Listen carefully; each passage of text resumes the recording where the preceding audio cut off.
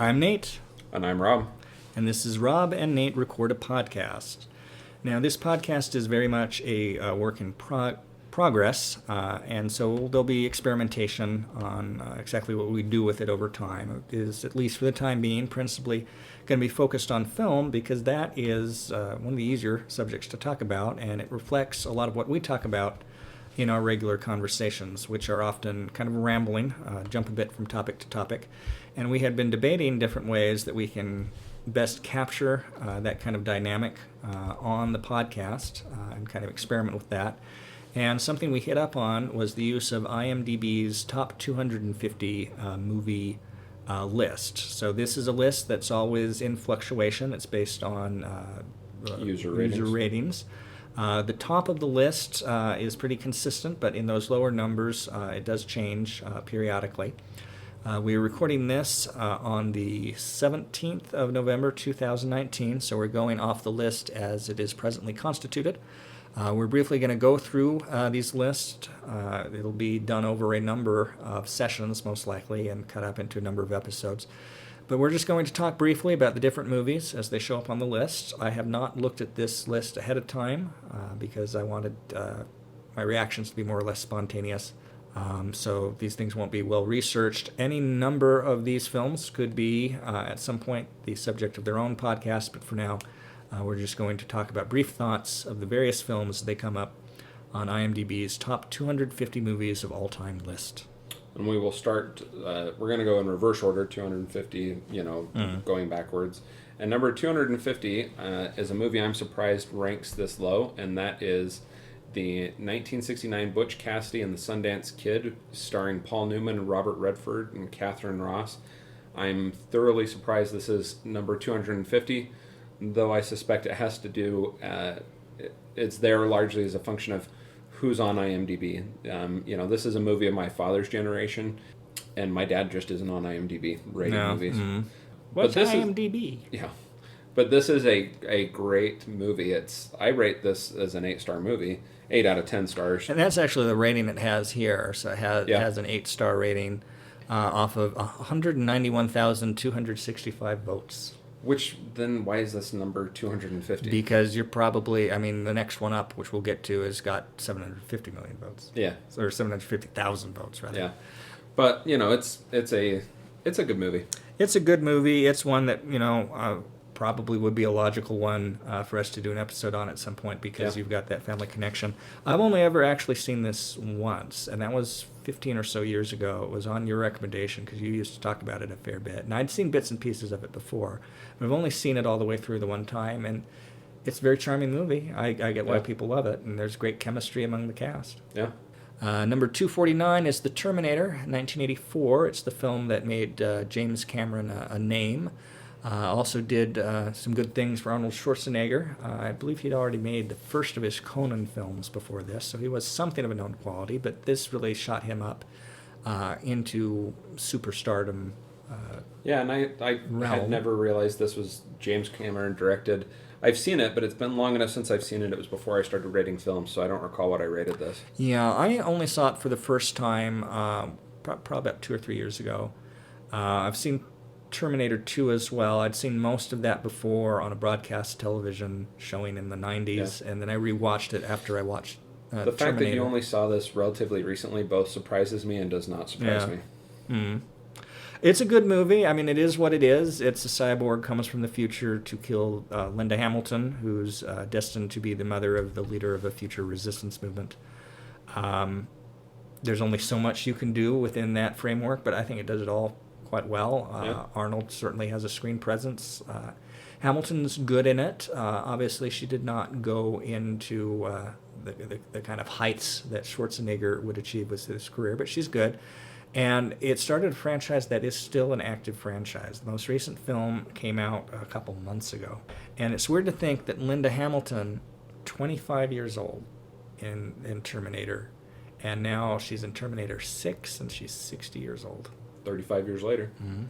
Number 248 on the list, Castle in the Sky. I'm not familiar with this movie.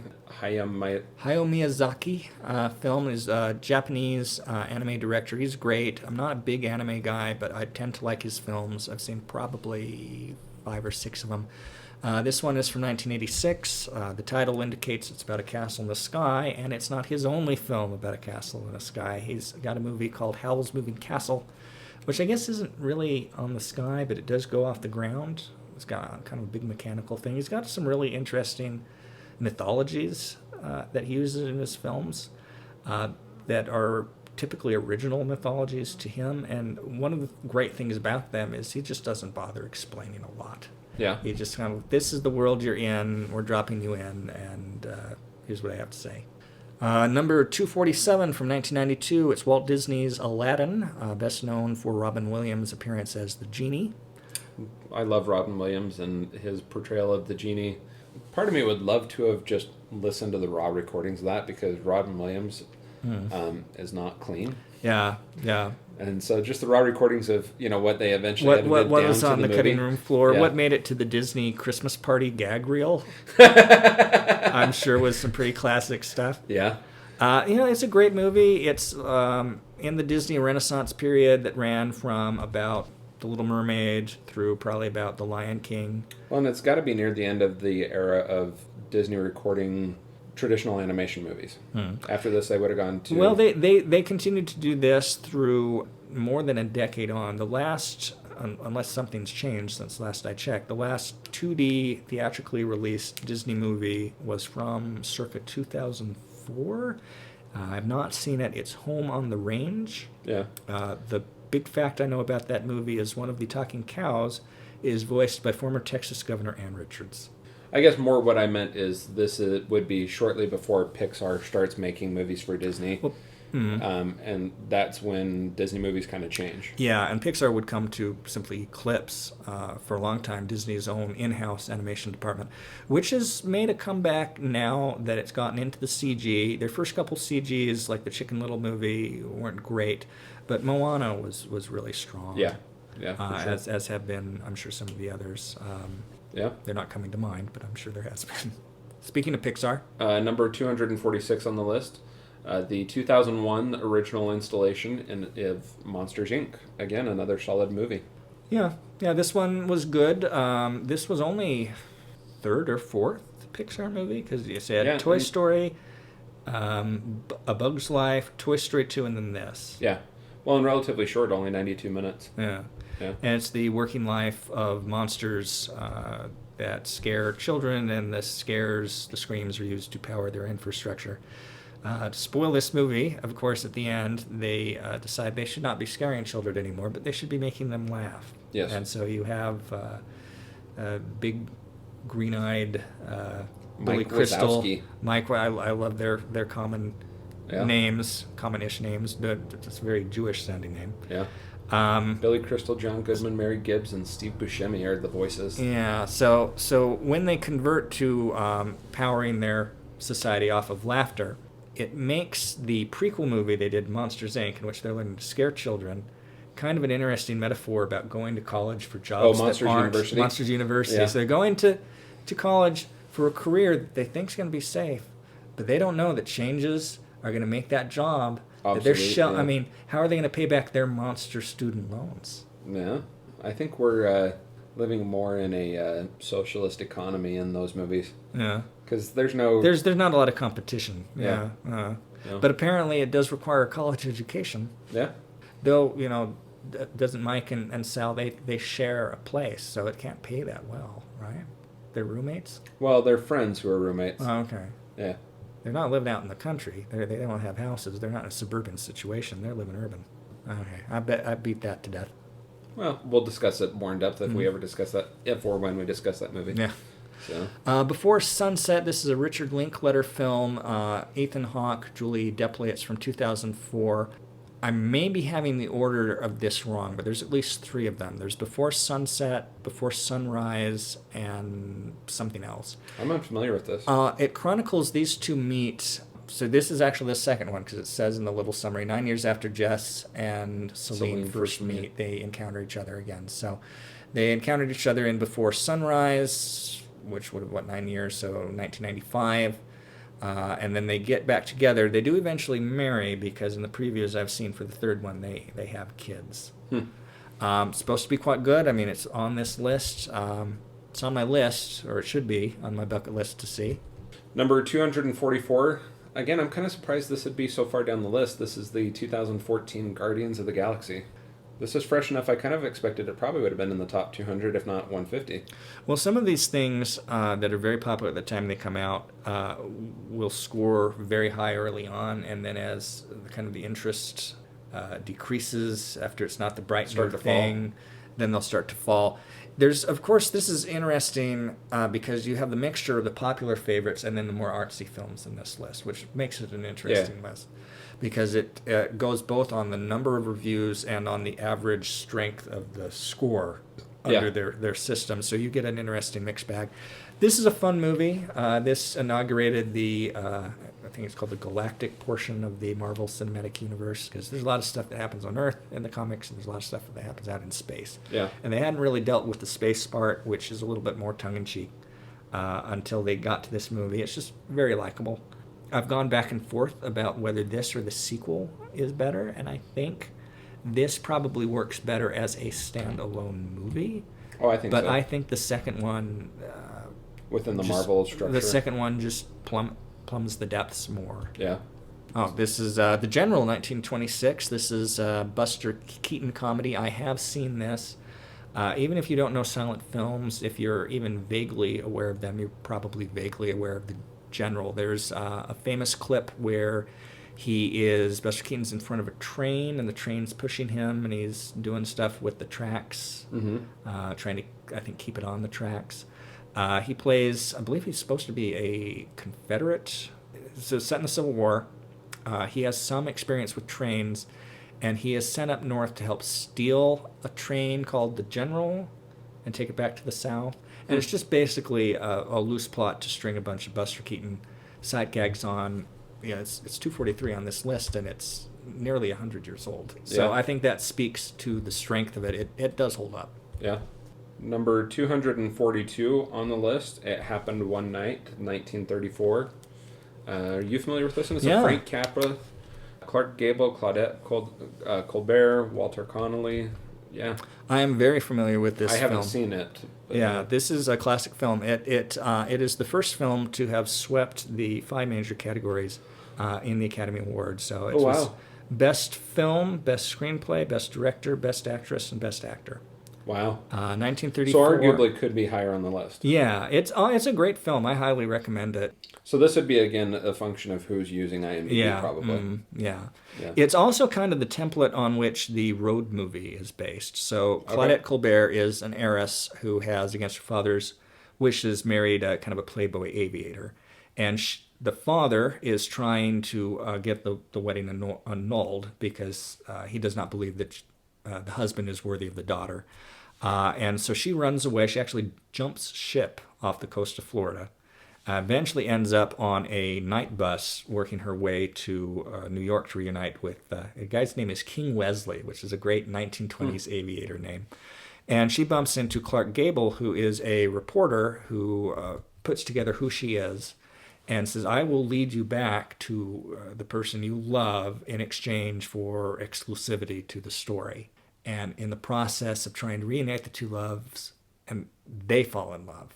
It's a great movie. Yeah. I highly recommend it. I suspect we it eventually swept will the probably Oscars. do this. Yeah. At some point, we may have to talk about Capra.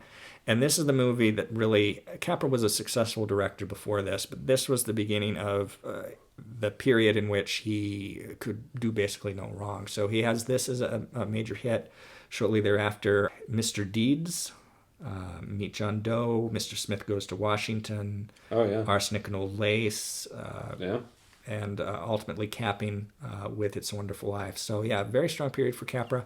I rewatched this actually around last Christmas. I did a Frank Capra marathon for Christmas, and it's great. It's a great movie. Gone with the Wind, 1939. I actually don't think I've seen this in its entirety. I'm surprised for when it was made how long it is. but I mean, I know this is an all-time classic. Yeah, it has an intermission. There's a lot to be said for Gone with the Wind. It was based on a best-selling book. There was a lot of bidding. There's a bidding war for this.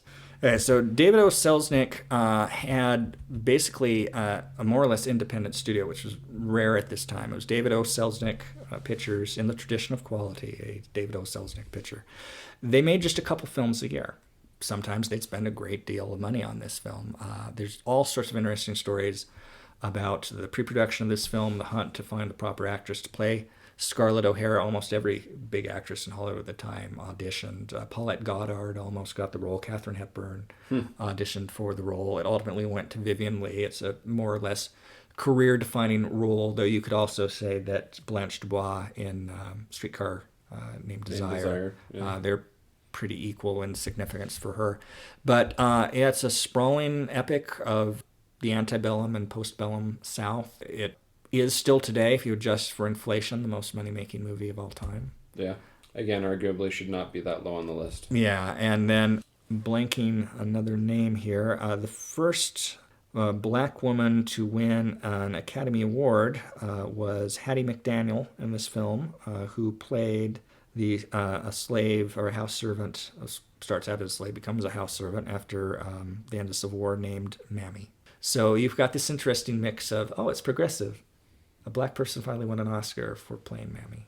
It's not very progressive. I went to see it. I've seen it only twice, actually, because it was a long film. Saw it on DVD back in 2006, and then I think it was earlier this year. They were showing it at the Megaplex. Jordan Commons. And I went to see it, and the person that took the ticket was a black gentleman. I'm like, what does he think of me going to see this movie? Because why are you seeing the slavery movie? Oh, the first black Oscar winner movie. So it's kind of... Anyway, complicated legacy, but cinema literacy, it's a must-see. Yeah. Number 240 is another Frank Capra movie. Mr. Smith Goes to Washington with Jimmy Stewart. This is a classic movie. Kind of a tangent here. When Nate and I first met, we did not have access to movies or TV or anything. And we did this thing called... What's called Elder Dredge Theater. No, not just Elder Dredge Theater. Elder Dredge Masterpiece Theater. So Nate could retell a movie in such a manner as though you believed you'd seen it. So we were on an LDS mission at the time in Tennessee, and you have certain restrictions about entertainment. You basically cannot watch movies, with the rarest of exceptions when authorized. And so there's an element of boredom. Yeah. That is an element of missionary life. And I've got a pretty good memory for movie plots. Yeah. And so I had films that I would retell to many different mission companions. Well, and this would typically happen on P-Day. Like, the setting where this one happened, we were living in a town called Maryville, Tennessee. Mm-hmm. And it was a P-Day. Some other missionaries were at our apartment doing laundry. And I can remember this one distinctly. Mm-hmm. But yeah, I would remember certain portions of actual dialogue. I would kind of act things out a little bit. But you would kind of pace back and forth as you were telling us the movie. Yeah. So this is 129 minutes. I bet it would probably took you 80 or 90 minutes to tell us about this movie. Mm-hmm.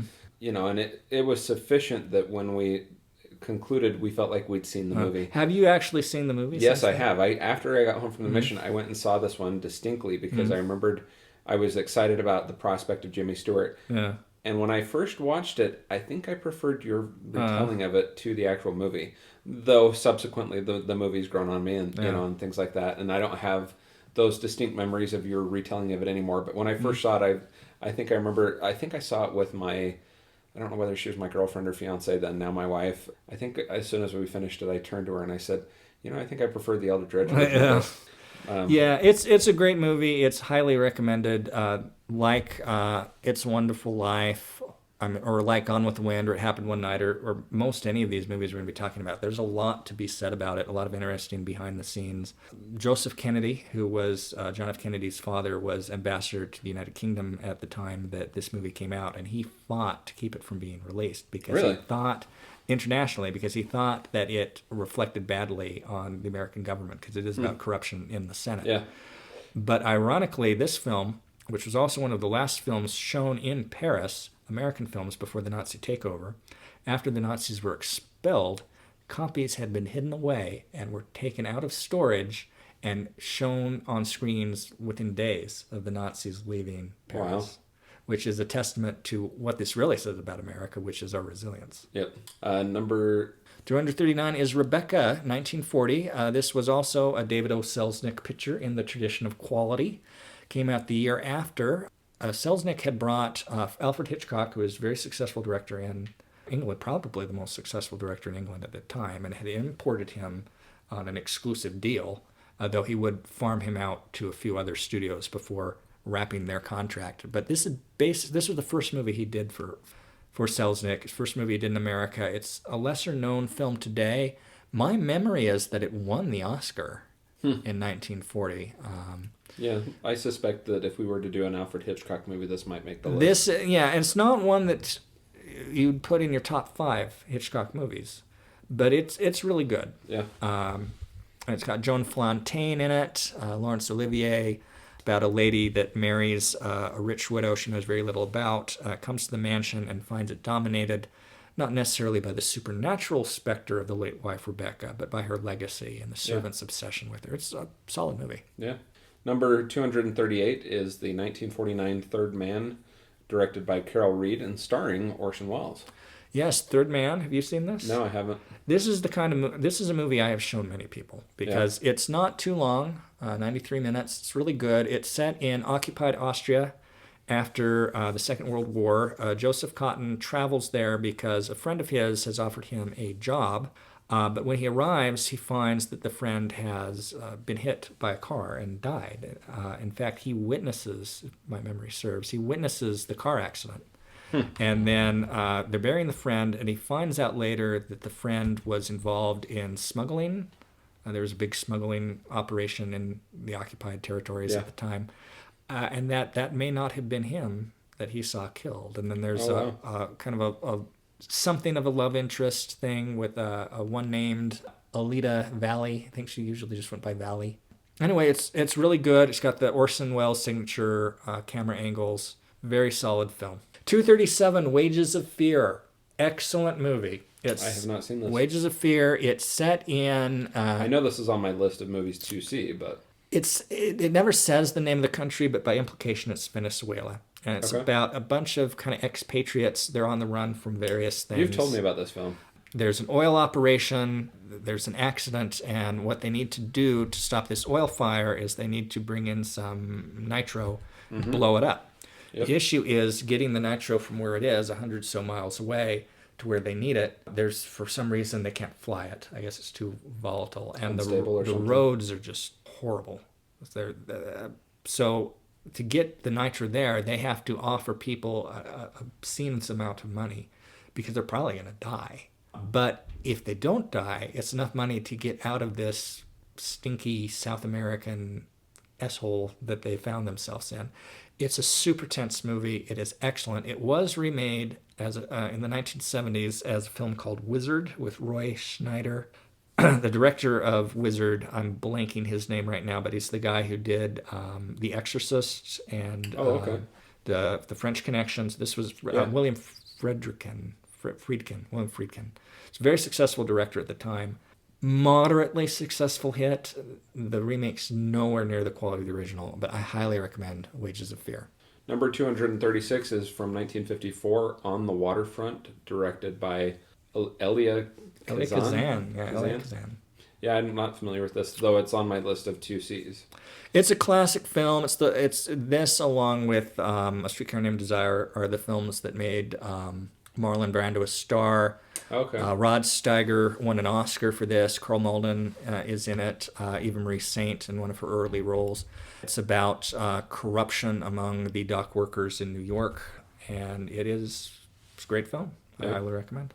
Number 235, Bridge on the River Kwai, 1957. Yeah. I had a conversation years ago with someone, because a lot of people, especially our age, they don't like older films. There's just something about them that's a tune-off. But this is B1. And I told them, if you see one movie from the 1950s, from that entire decade, only one, make it Bridge on the River Kwai. Now, I have not seen this in its entirety. It's on my list to see. It's one I probably will see before the year's out.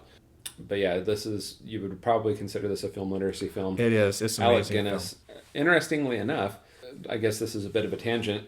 I forced Nate to watch an episode of the old British Top Gear show, wherein they have to build the bridge over River Kwai at the end of the episode. It was one of the Top Gear specials.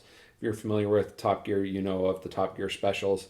But yeah, one of the specials was they had to build the bridge on the River Kwai. Very good movie. I've seen it a number of times. Well, maybe only twice. I saw it once in the late 90s, I think shortly before The Mission. And I think I saw it one time after that. And then about a year ago, I saw it at Jordan Commons again. Yeah. And that was one I was upset that I had to miss. I don't remember why I had to miss it, but I wanted to see that. William Holden, Alec Guinness, Jack Hawkins, who is a British leading man, mostly forgotten in the States, is in this. He's quite good. One interesting thing about the film is that it has to do with POWs, Japanese POWs, being sent back to blow up a bridge that the Japanese are using POWs to build. Yeah. And William Holden has to go back because he knows where it is to help blow it up. And the movie doesn't really call for women. So they're like, we need women in this movie. And so they wrote in that the guides that are helping them pack the material are all women because the men are off fighting. Yeah. So that's how they worked women into the film. Number 234, the 1959 classic Ben-Hur, featuring Charleston Heston, directed by William Wyler. I don't know very many people who probably haven't seen at least a few segments of this, because this was on network TV regularly for a while. Yeah, it's kind of Easter, an Easter movie. This also has Jack Hawkins in it. William Wyler, super solid director. He won multiple Academy Awards for Best Film. This film, at the time it came out, to my memory, was the most Oscar-nominated film. It nominated almost every category. I was recently watching a documentary about the actor Rock Hudson, and they were talking about regrets in Rock Hudson's career, and he's like, I turned down Ben-Hur because I was going to do a remake of... Yeah. So he was doing a remake of A Farewell to Arms. Yeah. And he was like, yeah, wrong call. The 400 Blows, 1959. This is a Francis Truffaut film. It follows a young boy pretty much isolated in France. I'm forgetting the name of the character of the boy, but Truffaut would make several more films following this character as he ages. It's been about 15 years since I've seen this film. I remember being really impressed with it. It's got a final scene that's pretty well remembered and I believe has been satirized. I'm unfamiliar with this movie, so. Number 232 on the list, 1966, The Battle of Algiers. You familiar with this one? I am. I've seen The Battle of Algiers. So these early films, I think, are going to be kind of weighted towards my viewing taste. Yes, I assume so. But a lot of these are on my list of 2Cs or movies that I have seen, but not recently enough to have rated. Yeah. So this film is about the war for independence in Algeria from the French. It's done in a semi-documentary style. I don't recall there being a ton of characterization in it, but it is very strong. There's got some scenes where a bomb is going to go off and you have these civilians. You're like, who's going to survive? Who's going to die? And this film was actually screened to military staff here in the United States around the time that the occupation in Iraq started going awry, to talk about how resistance movements operate. Huh. And it still holds up as a demonstration of that mindset and those kind of tactics. Yeah. 231 Persona. This is an Ingmar Bergman film from 1966. I am a Bergman film, but this is a film of his I have not actually seen. It says the plot is about a nurse is put in charge of a mute actress and finds their persona are melding together. Sounds very Bergman. Number 230, Cool Hand Luke from 1967, a classic Paul Newman movie. I actually just saw this year. But yeah, this is a classic movie. If you've never seen Cool Hand Luke, you need to go see Cool Hand Luke. No man can eat 2 dozen eggs. There's some great scenes in this. This film is both simple and complex in what it tries to do. But yeah, this is a great movie. It is a great movie. It's been about a decade since I've seen it. Even just the opening scene is great. I would twin this with probably One Flew Over the Cuckoo's Nest. They're kind of similar characters who Nicholson plays and who Paul Newman plays. Yeah. There is a chain of restaurants called Cool Hand Luke's, And I remember a friend of mine's joke was, well, their special's got to be all you can eat Hard-boiled eggs. right? What else could it be? That's awesome. That's a great joke. 229, Barry Lyndon. This is a Stanley Kubrick film from 1975. It stars Ryan O'Neal. Ryan O'Neal is not the strongest of actors, but he is good in this film where he plays a Irish-born kind of rake who is trying to work his way up in society by marrying a rich widow. And he serves in the army during the Napoleonic Wars, and he kind of goes AWOL. There's a lot of stuff that happens to it. It's based on a novel, if my memory is correct. One interesting thing about this film is Kubrick, one of his big inspirations visually was going to be the artwork of the period, the oil paintings. And he wanted to light the film like they lit those oil paintings from the 1700s. So in order to do that, because of the quality of the cameras available at the time, he had to get a loan of cameras from NASA. Only NASA had cameras sufficient to be able to capture this candlelight on film so that it didn't look like crap. And this is one thing that feeds into the urban myth that Stanley Kubrick shot the moon landing. And they say that a condition of why Stanley Kubrick agreed to do it was so he could borrow the cameras to make this movie. That's hilarious. I actually recently watched a documentary that would have dealt with the development that NASA used, the development of the camera technology NASA used at this time, which would be my only connection to this conversation. But number 228, 1976, Network, directed by Sidney Lumet. Are you familiar with this Sidney Lumet, yes. Network is an amazing film. I highly recommend it. It is a satire of the television industry, both the news department and the entertainment department, and how those two can potentially get intermingled. It's a film that every time I see it, and I've seen it probably 3 or 4 times, feels more relevant because Paddy Chayefsky wrote the screenplay, was very perceptive. This film anticipates reality television. It anticipates kind of demagoguery among news and kind of light, fluffy news and cutthroat world of broadcasting. It's a great movie. It's got William Holden in it. Robert Duvall. It's got Robert Duvall. Peter Finch won the Oscar for this, but he was dead by the time. So he died while he was doing publicity for the movie. And he won a posthumous Oscar, much as Heath Ledger did for The Dark Knight.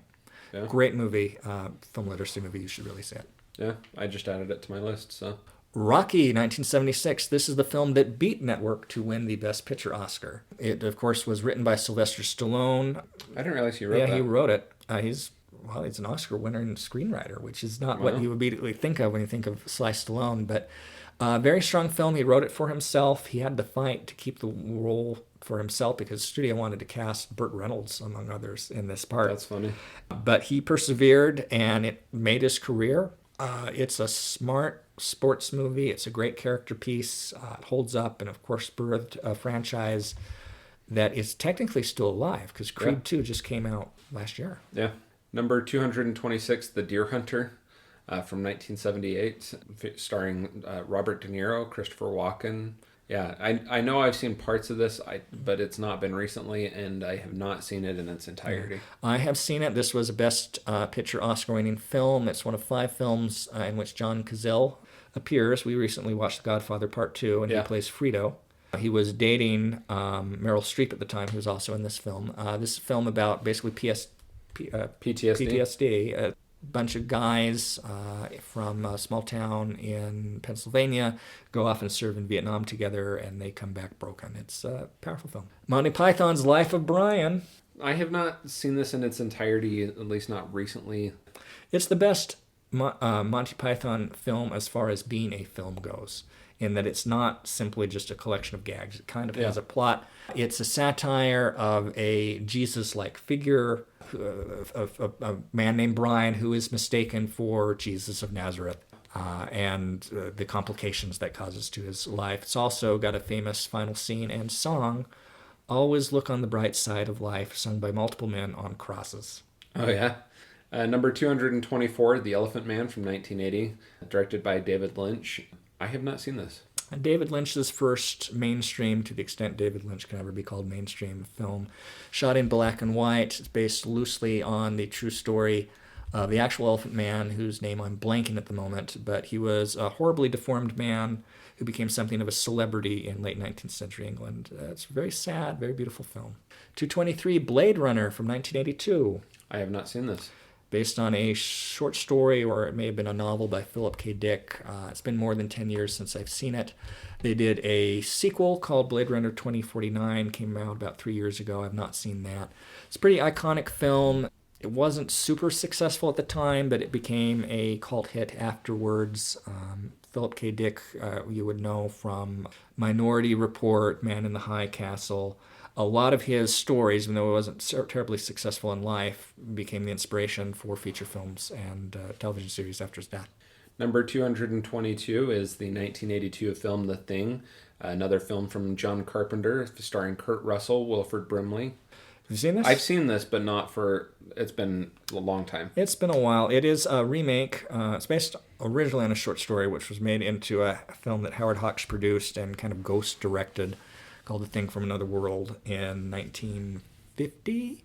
It is one of the films that they're watching in the movie Halloween, yes, the horror marathon, the original, that is. And then 4 years later, Carpenter's able to put his own touches on it. It's a great claustrophobic, monsters out to get you, and he could change forms film. It's classic of its type. Nazca and the Valley of the Wind. This is an early Miyazaki film. It's one of his very first. I did see this at the BYU International Cinema a couple years ago in the original Japanese with subtitles, though it has been dubbed. It's kind of an ecological fable about a young girl who is the heir to her kingdom's throne, dealing with aggressive foreign power on an environmentally changed, far future Earth. Yeah. It's good. Number 220, I am completely unfamiliar with this one. This is from 1984, Paris, Texas, directed by Wim Wenders, starring Harry Dean Stanton. I'm not familiar with this one. Kinski, who is the son of Klaus Kinski, who's a real character. Dean Stockwell. Wim Wenders, German. I have not seen this film. You know the beginning of Tremors? Yeah. Where they talk about how this little town sucks. My impression is it's basically that if there was no Tremors, and the town was a little bit bigger. 219, Platoon, 1986, Oliver Stone, Charlie Sheen, Tom Berenger, Willem Dafoe, Keith David, Vietnam War movie about a platoon that becomes morally divided between an honorable commander and a second-in-command who's willing to commit massacres. I have not seen this in its entirety. Yeah. Pretty good, to what I remember. Number 218 from 1986, Stand By Me. I have seen this, but not in a long time. This is directed by Rob Reiner, stars Will Wheaton and a few others. I've seen this, but not again. This is probably I haven't seen this since the 90s. I only saw this recently, like within the last year. Really? And what prompted you to watch it? I forget. I think I probably just found a cheap copy of it. Yeah. And I'd heard good things about it. I think it's a good movie. If you didn't really watch Star Trek: The Next Generation, right? So I did. And in the early seasons, there's this character that's kind of divisive to the fans, kind of a smart aleck little ensign played by Will Wheaton, named Wesley Crusher. And when he was brought in the show, it was considered, oh, look what we got. We got a real guy. We got a real get. We got Will Wheaton. And you watch Next Gen, you're like, he's not that great. And then you watch this, like, oh, he's good. Because he was being very natural. He wasn't really acting. He was being a kid. Yeah. Which works for this film and not so much for Star Trek: The Next Generation. But this is a good film. It's based on a Stephen King short story. Yeah. 217, The Princess Bride, ubiquitous film in Mormon youth culture, based on a book. I am blanking the name of the guy who wrote it, but he passed away earlier this year. Yeah. Goldstein? William Goldstein? I don't recall, but yeah. This is a classic film. This is, I mean, regardless of the other Mormon culture stuff, this is just a classic film. You got Andre the Giant, you got Billy Crystal, Carrie Ewells, Mandy Patinkin, Robin Wright, very, very young Robin Wright, and Chris Sarandon in it. Yeah. An endlessly quotable film. Yeah, to this day, it still remains quotable. And, of course, there was some hoopla earlier this year online as they talked of making a remake of it. And I think Carrie Ewells. Yeah, had the best punchline of all for that, so yeah. Oh, what was that? He quotes the movie but changes it slightly. He says, I think it would be a waste to ruin such a perfect movie. You know, like Yeah, what's the to ruin such a perfect pair of breasts, you know, thing. You know, but yeah, uses that and just changes breasts to movie. Uses that line. So number 216 on the list is from 1988. It is Akira. I am totally unfamiliar with this. I am aware of it. I almost got to see it this summer. It was one of the films they were showing at the Tower Theater for their summer movie series. Oh, yeah? I just didn't make it to that showing. It is kind of a neo-noir set in a future Tokyo. Supposed to be quite impressive. They did an episode of Welcome to the Basement on it, so that's where most of my material, Yeah. most of what I know about it comes from. But even that, which I've seen within the last year or two, that episode, I remember very little about it, Yeah. other than it looks cool. 215, Dead Poets Society. Nate has some mixed feelings about this. I like this film, probably largely due to my fascination with Robin Williams. This was probably one of the first serious roles I saw Robin Williams do that I'm familiar with. Like, it would have been one of the first ones I saw that was one of his serious roles, but also features a young Ethan Hawke. Yeah, I still think this is a good movie. It's got Robert Sean Leonard, the man Yeah. of three first names. Yeah. And I probably do need to revisit it. I don't think I've seen it since sometime in the 1990s. I've seen it probably 2 or 3 times. What got on my nerves about this film, and again, this is within A the cultural youth thing. Mormon culture context, that and I was not seeing R-rated films at this time, but I was seeing a little more adventurous films than the Dead Poets Society. And these people had seen so few films that of that small group, it made the Dead Poets Society look so much more better than it is, because relatively speaking it was, because most of what they were seeing was simply just whatever the big Yeah. release is. So I really do need to rewatch it to reappraise it, but my current standing on it has been to be kind of dismissive of it. But again, I will have to revisit. Yeah, I think to this day, because of its rating only being rated PG, it's an accessible film for the film of its type. And Williams is good in it. Oh, yeah. Moving on to number 214 on the list from 1993, In the Name of the Father. I am not familiar with this, though it's a Daniel Day-Lewis, starring film. The Irish director Jim Sheridan, Daniel Day-Lewis, which I think tells you most of what you need to know about it. It's a great performance. He is wrongfully sent to prison for involvement in an IRA terrorist attack, and it's about his efforts to get out. He's also I think I have seen part of this. He's in prison with his father, played by Peter Postwaite, and so you've got this weird father-son dynamic as they're forced to be together all the time. Yeah. 213, Jurassic Park, film literacy, huge hit in 1993. It's one of the first films I remember being excited about in the months before it came out. I knew this was coming out. I wanted to see it. Classic film. I did actually rewatch it a number of times. Obviously, this was back in the era where it comes out on VHS and you watch it again and again and Repeatedly, again. yeah. But I saw a 20th anniversary reshowing theatrically back in 2013, and I thought it held up. Pretty good. Effects certainly do. Kind of an interesting tangent on this. I do recall the book of this and reading the book in like junior high. And you and I have had a brief conversation about this once before, and you seem to have been unaware of this. The book has 2 different covers, and one of the versions that removed all the swearing. Oh, yeah. And the other version, I believe it was the white cover removed all the swearing, and the black cover had the swearing. So I remember it was a deal in junior high to get the black version and read it. Oh, that's funny. But I do remember reading the book before the movie came out. But yeah. I had a copy of the paperback, but I never actually read it, though I carried it around with me for a while. I would say it's a book worth reading, especially if you enjoyed the movie. Go read the book. Number 212 on the film is related to a movie we've already mentioned. This is the 1995 Before Sunrise. And that's the Ethan Hawke, Julie Depley series about 2 men and a woman that meet and spend a night together. I don't think I'm not even positive there's sex in the film. I think it's mostly about talking to each other and kind of falling in love with each other as a person. And of course, they end up reuniting in the sequel and then are married with children by the 3rd film in the series, which I anticipate, as long as the 2 are game, we'll probably see another one roughly each decade. That might be interesting.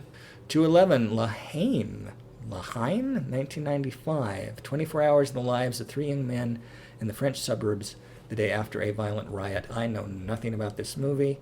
Neither do I. I've heard of Vincent Cassel, but other than who's in the cast, other than that, I know nothing about this movie. Number 210, the 1996 popular movie Fargo from the Coen brothers. This is kind of a classic. I love Fargo, and I love the Fargo TV series possibly more than the original movie. Though I have not seen any of the Fargo TV series, but I have seen the movie. The movie is great, which leads to the great debate, which is what is the Coen brothers classic? It's one of two. It's either Fargo or The Big Lebowski. It's the Big greatest Lebowski. achievement? I love the Big Lebowski, but I think Fargo is the superior achievement. You know, it has been a long time since I've seen Fargo. I'd need to rewatch it, but I probably think The Big Lebowski is that would be my pick. 209 from 1996, the Danny Boyle film Train Spotting, starring Ewan McGregor, Ewan Bremer, Johnny Lee Miller, Kevin McKidd, and Kelly McDaniel, who was on Boardwalk Empire. This was an important film for most of the cast. It was certainly an important film for Danny Boyle, who's had a very successful career since then with the 28 Days Later, 28 Weeks Later. Oh, yeah. What was the Slumdog Millionaire? Oh, I didn't realize he was the director of that He did one that came out earlier this year, Yesterday. He's a good director. This is about kind of the drug culture in Edinburgh in the 1990s. They made a sequel to it a couple years ago, T2, which is actually surprisingly good. The original film, there's some certainly disturbing images in it. A number of places, locations in this film I had been to when I went to Edinburgh on my trip in 2012. Nice. Number 208 on the list, In the Mood for Love from 2000. I'm completely unfamiliar with this movie. I know this one from that show Welcome to the Basement, which is an internet series where they take a movie where one of the two people has no idea what they're going to see.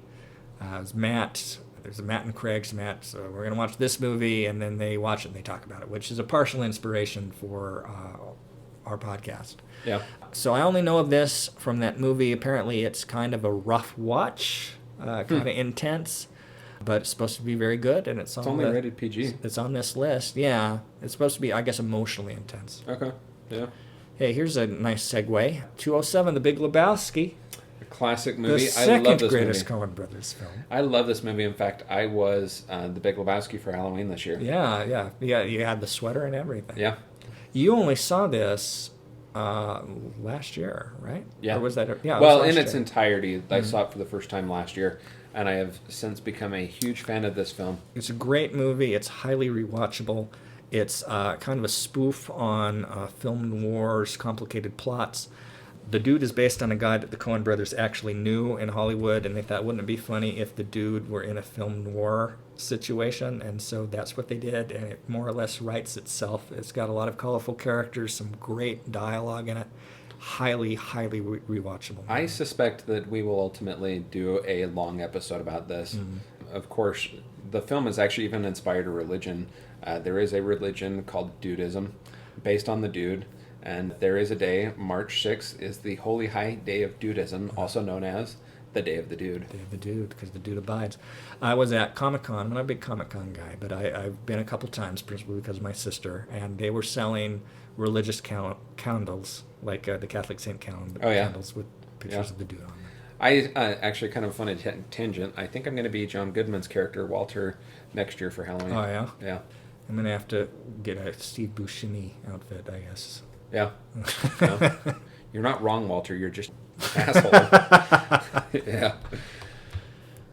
Number 206 on the list from 1998, starring Jim Carrey, The Truman Show, another Peter Weir film. Peter Weir, who also did Witness, is an Australian director. Oh, he did Witness? Yeah. Mm-hmm. It's a good film. It launched the dramatic phase of Jim Carrey's career. He's good in it. Yeah. It's creative. It's almost more appropriate. I mean, we talked about network as being prescient in the ways this is also very prescient. Reality TV, constant media exposure. Carrey's good in it. I think I might be... People got so excited about it at the time that I think it put me a little bit off of it. I still think it's a solid film. It did get overrated for a little while, but it is also still a solid quality film. Number 205, The Legend of 1900. From 1998. I know nothing about this film. You must see this film. I will find this film. This is the same guy, Giuseppe Tornatore, who did another very excellent film called Cinema Paradiso in the late 80s. This is about a baby that is left abandoned on a cruise ship. He's found on New Year's Day 1900 by the crew, and for various reasons is never actually taken off the boat and put into an orphanage. He is raised on this boat. He lives his entire life on this boat. He refuses to get off this boat. He is terrified. The beginning of the film is set, I believe, sometime in the 1950s, where the ship is in the process of being decommissioned. And people that knew this boy, whose name I'm forgetting, who's now a 50-year-old man, are trying to figure out how to get him off the boat, because he'll stay on the boat and he'll die when they blow it up, because he's just not willing to go up. It's a powerful movie. I highly recommend. Very unusual, surprisingly happy for good portions of it. Number 204 from 1999, the classic M. Night Shyamalan film, The Sixth Sense. This is probably the film that, correct me if I'm wrong, this is the film that introduced most people to M. Night Shyamalan. M. Night, yeah, he had made a film before. I'm blanking the name of it. It was not a mystery film. It was kind of a coming-of-age film. But this definitely established the kind of films he did to great success for a period of time, and to far less success later. Not the best M. Night Shyamalan film. No, it's not my favorite, but it's got one of those twists. That's one of those iconic twists that I didn't see coming when I saw it theatrically. So, kind of a quick tangent. What is your favorite M. Night Shyamalan film? My favorite M. Night Shyamalan film is Unbreakable. Still Unbreakable. Mine is The Village. The Village. Which is mixed. People either love it or they hate it. The Village is so he had this very strong period with the Sixth Sense, and then Unbreakable, Signs, which we could have a discussion about how I don't think Signs holds up at all. It coasts on tension. That's the only reason that movie works. And then the film The Village is kind of where people divide. People either think that's either the last great one or the first bad one, depending on. And I actually quite like The Village. Yeah. But The Sixth Sense is a great film. Bruce Willis, Haley Joel Osment, Toni Collette. I See Dead People, a lot of iconic images and sounds to the film. A great twist at the end. Highly recommend. It's a good film. If you haven't seen that, make sure you go see that list. Or see that film.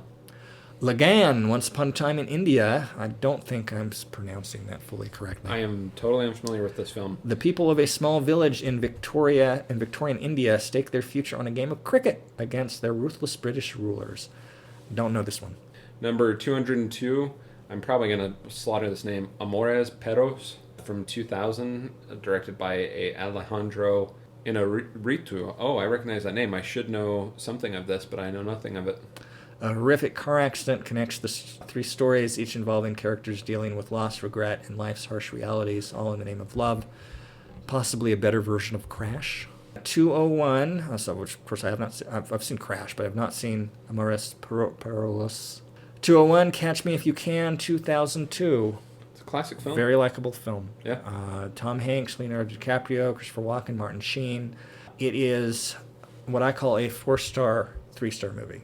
It doesn't plummet any great new depths, but for what it is, it's just so satisfactorily rendered. Yeah. This was, for a short while, this was a Christmas movie for me. Really? Yeah. Why is that? Because it has the multiple sequences of Christmas. Yeah. And it's just really likable. Which, later on this month, is part of a debate where, well, actually not this year. I'm sure it's a topic we will eventually plunge, which is a movie which has some scenes taking place at Christmas automatically make it a Christmas movie. To me, I would say no. Catch Me If You Can, you can see that any time of year. It might have a couple Christmas scenes. I could, means that you can watch it at Christmas time. Well, you didn't even think of that when it took you like a moment. You're like, oh, yeah, I guess there are Christmas scenes in it. But yeah. Yeah, I don't think of films that way. Just because it's set at Christmas or has scenes that take place at Christmas, to me, it does not automatically make it a Christmas movie. Mm-hmm. Which we will eventually have a great debate about as we discuss some other movie, which I will save for another time. So that takes us to the end of this list, and we will continue with this in other future subsequent episodes. All right. Thanks for listening. I'm Nate. And I'm Rob, and this has been Rob and Nate Record a Podcast.